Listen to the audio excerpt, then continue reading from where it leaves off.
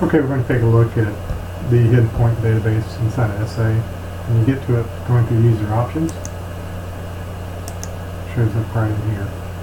So step one would be to characterize the feature that you're trying to position. So what I've tried to show here are just some points that represent the SMR holders, and then this point that's on the surface for your data maze surface. So what you can do in SA is set up a hidden point that requires these 4 points, and then we'll produce this third point, this hidden point, and then we can look at its value to see if it's lining up to where we need it to. So to set that up, we'll just simply go into the hidden point bar database. I'll put add endpoint frame, and here it's a matter of just simply adding in the values that we got from the CMM for the fiducial points. Then I will come down to the hidden point. Right now it's undefined. I'm going to pick it, and we're going to come down and we're going to pick our engineering point value.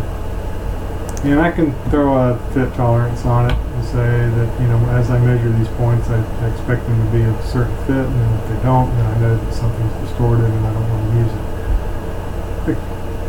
One thing to keep in mind is, after I hit OK on this, these index values are sequential with the point name. So when I measure data maze 1, I need to take note that it's index 0, 1, 2, 3, 1, 2, 3, 4. Because when I measure these things, I want to use this $sign.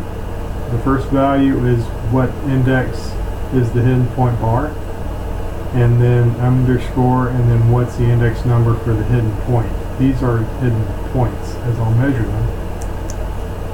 This is 1, in this case, is going to be the index for the hidden point bar.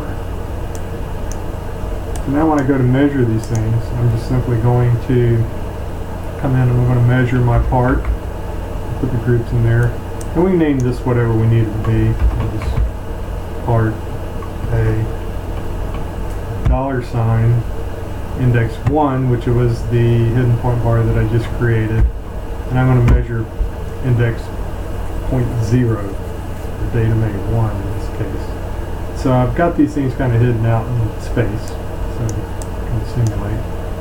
So at this point you would track the ball out, or point the tracker to your data A1 target. And I've got these hidden out here. So I'm going to point at that one. I'm just going to measure it. And you'll see I've got point A1 here.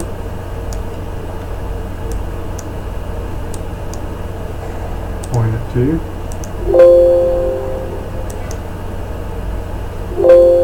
Point at 3. And this is just replicating where you would be either tracking the ball out, or you already have targets in place, and then you just simply go measure the 4 positions. And what you'll notice is after I measured 3, I actually got to compute the point, because this is a unique enough shape that it is enough to build a frame on and then determine where that engineering point is. And from this point we can certainly take a look at this value for our data maze surface point. And so that's one way that you could characterize a point that you won't be able to see at some point during the assembly, but you can certainly utilize some fiducials to help produce what that particular point is.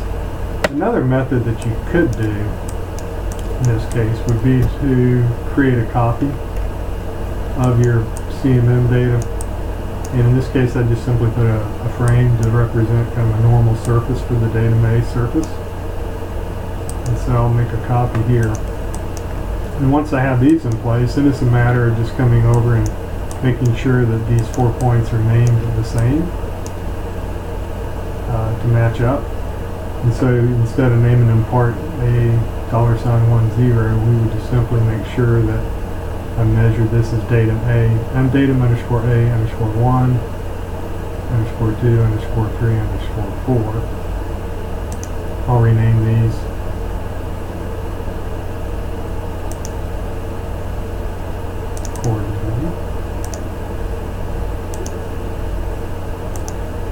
And so now it's just simply a matter of taking our copied data and doing a best fit analysis.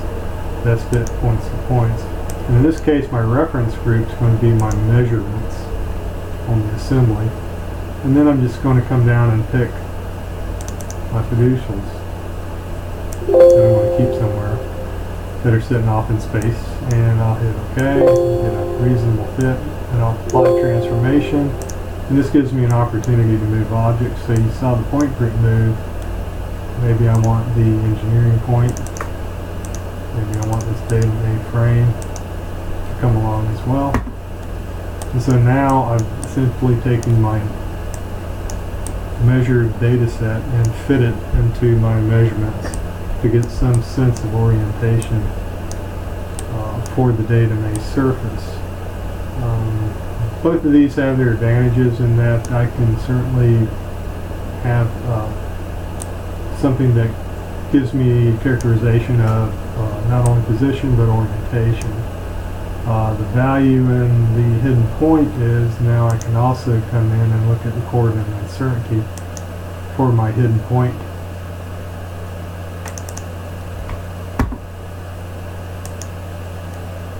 And you get some kind of characterization on that, in that case, about a thou.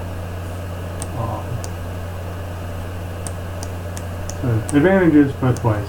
So that'll give you some idea of how you might go about determining where a surface is that you won't be able to see at some point during the assembly process.